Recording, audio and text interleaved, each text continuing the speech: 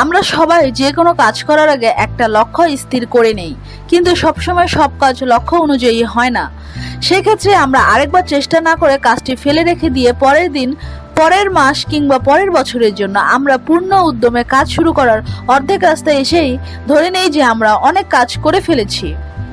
সেই ক্ষেত্রে একটু ঢিলেঢালাভাবে চলে দেখা যাক এবং সেখানে সংকট দেখা দেয়।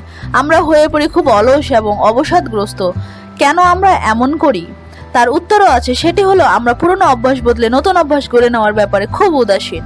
আমরা মনে করি জীবন যেভাবে চলছে চলুক না, এত তাড়াহুড়ো করার কি আছে, সময় তো আছেই। আসলে সত্যিই কি জানেন, আমাদের সবার হাতেই সময় খুব কম। জাপানে একটি প্রথা প্রচলিত আছে, তা হলো কাইজেন। এটি এমন একটি প্রথা যেখানে প্রতিদিন একটি নির্দিষ্ট সময় যে কোনো একটি কাজের অনুশীলন করা হয়। কাজটি অবশ্যই প্রতিদিন একই সময়ে করতে হবে। শুনেই মনে হচ্ছে এটি মোটেই কঠিন কোনো কাজ নয়। পৃথিবীর সবচেয়ে অলস ব্যক্তিও এই কাজ করতে পারবেন। কাইজেন অনুশীলন করলে একটি লাভ হয়, তা হলো কোনো ধরনের অজুহাত সৃষ্টি হয় না কাজের প্রতি। এটি এর মূল লক্ষ্য। যে কোনো কাজ দক্ষ হওয়ার জন্য আপনাকে আগে আত্মবিশ্বাস অর্জন করতে হবে, নিজের প্রতি আস্থা অটুট রাখতে হবে। একবার মনে আত্মবিশ্বাস জড়ো করতে পারলেই সবচেয়ে কঠিন কাজটিও আপনি নিমেষে পরিপূর্ণ করে ফেলতে পারবেন।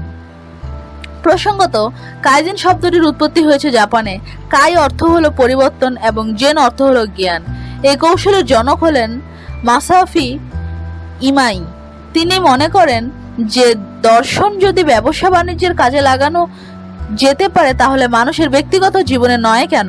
এই ধারণা থেকে কাইজেন নিত্য নতুন এসব তথ্য জানতে আমাদের সাথেই থাকুন এবং সাবস্ক্রাইব করুন।